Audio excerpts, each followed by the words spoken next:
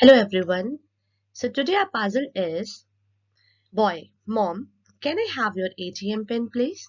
Mom said, I can give you hints. You have to find yourself.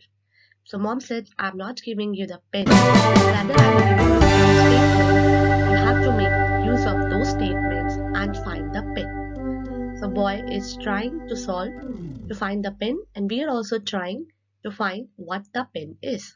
So let's go. Okay, so these are the statements which we will be using. The first digit is half of the second digit. The sum of the second and the third digit is 10.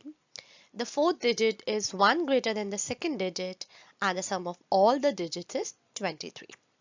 Now this is an hit and trial approach which I am using here, and I'm assuming that the second digit is 8, which is actually the maximum possible second digit. Why maximum possible second digit? If we'll take the maximum possible single digit is 9. If we will take 9 as the second digit, the first digit is the half of 9. Now half of 9 is not a whole number. Okay, it is 4.5. So we cannot take 9. So what we have to take 8. So 8 will be the second digit, that the first digit will be half of 8, that is 4. The third digit will be 10 minus 8. Why 10 minus 8? Because the sum of second and third is 10. So if second is 8, then third will be 10 minus 8. And the fourth digit is 1 greater than the second digit. So our second digit is 8. So fourth is 1 plus 8, that is 9. If we will add these digits, that is 4 plus 8 plus 2 plus 9 is equals to 23, which is correct. That means we have found our pin, that is 4829. So 4829 is the correct pin, right? But the thing is, here I have assumed the second digit as 8 and I have got the answer correct. But what if I'll think that let us assume the second digit as 6, 4 or 2? Then might be we'll not get the correct answer. Definitely we will not get the correct answer. So suppose in the starting I am thinking let us take 6. So I have taken 6 as the second digit. Then the first digit is half of 6, that is 3. And the third digit and second digit is the sum of third and second is 10. So third digit will be 10 minus 6, which is 4.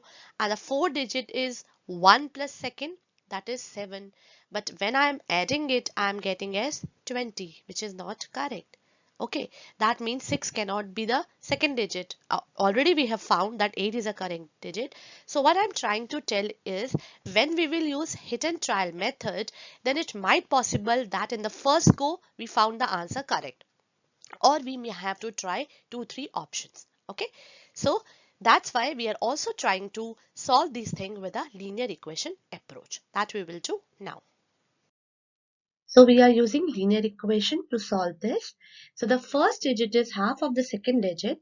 So that means a is equals to b by 2 or b is equals to 2a.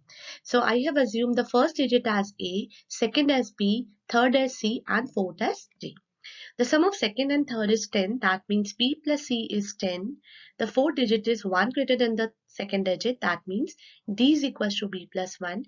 And the sum of all the digits is 23, means a plus b plus c plus d is 23.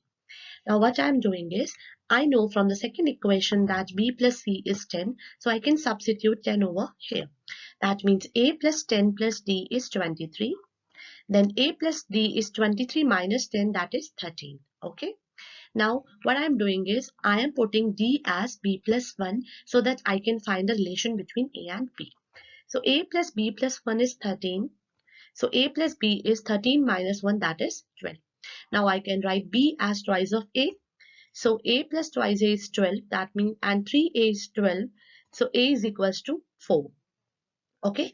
So that means the first digit is 4. For the second digit, it is twice of first, that means it's 8. For the third digit, the sum of second and third is 10, that means third is equals to 10 minus 8, that is 2. And for the fourth digit, it is 1 greater than the second, that means it is 9. So the final pin is 4839. So we have seen that how we can solve this with the help of linear equation. But for the linear equation, you definitely need a pen and paper to write it. But if you will use hit and trial method, you can just do it orally also. Okay, so I have explained you with both the methods, and I have so you that you can understand that which method we should use when. Okay, thank you for watching.